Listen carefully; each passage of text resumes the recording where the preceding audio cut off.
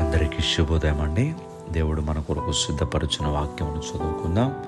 సామెతల గ్రంథము 10వ అధ్యాయము 24వ వచనము. నీతిమంతులు ఆశించున్నది వారికి దొరుకును.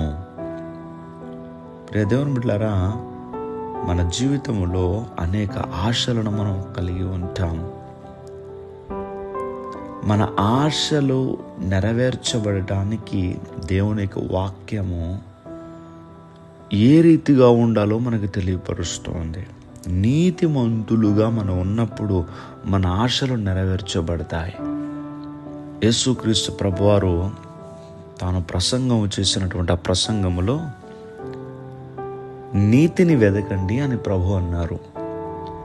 మనము దేవుని యొక్క నీతిని వెదకాలి. దేవుని నీతితో మనం నింపబడాలి. అప్పుడు ఆ వ్యక్తి నీతిమంతుడిగా మార్చబడతాడు. అందుకని భక్తుడు అంటున్నాడు, నా నీతికి ఆధారమగు దేవా అంటున్నాడు. అంటే దేవుని నీతితో మనం నింపబడాలి. అప్పుడు నీతిమంతులుగా మనం మార్చబడతాం.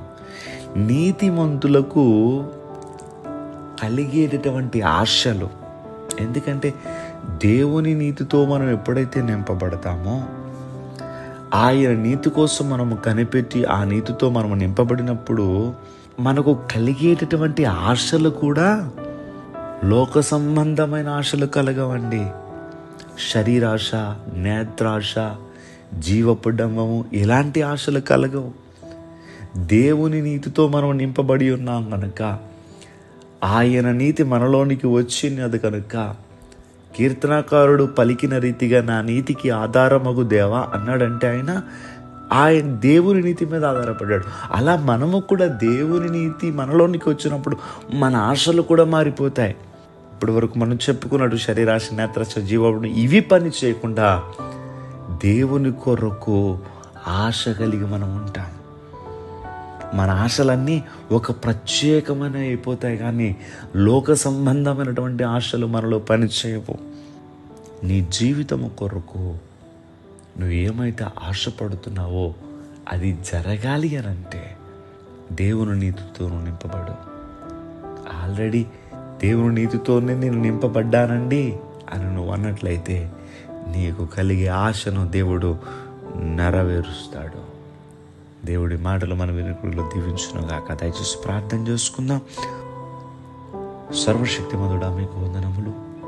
నీతిమంతులు ఆశించినది వరకు దొరుకునని సెలవిచ్చారు. మీ నీతితో మమ్మల్ని నింపి ఈ లోక సంబంధమైన ఆశలు కాదు, కానీ మిమ్మల్ని గురించినటువంటి ఆశలు మా జీవితంలో నెరవేర్చమని ప్రార్థన చేస్తూ, ఈరోజు నీ బిడ్డలు వారి పనులు ప్రారంభిస్తుండగా వారి పనులకు తోడుగా ఉండి వారి అవసరములన్నీ కూడా తీర్చి నీ బిడ్డలు చేపట్టుకుని మీరు నడిపించమని యేసుక్రీస్తు వారి యొక్క నామం పేరట అడిగి వేడుకుంటూ నా మా పరమ తండ్రి. Amen, amen, amen.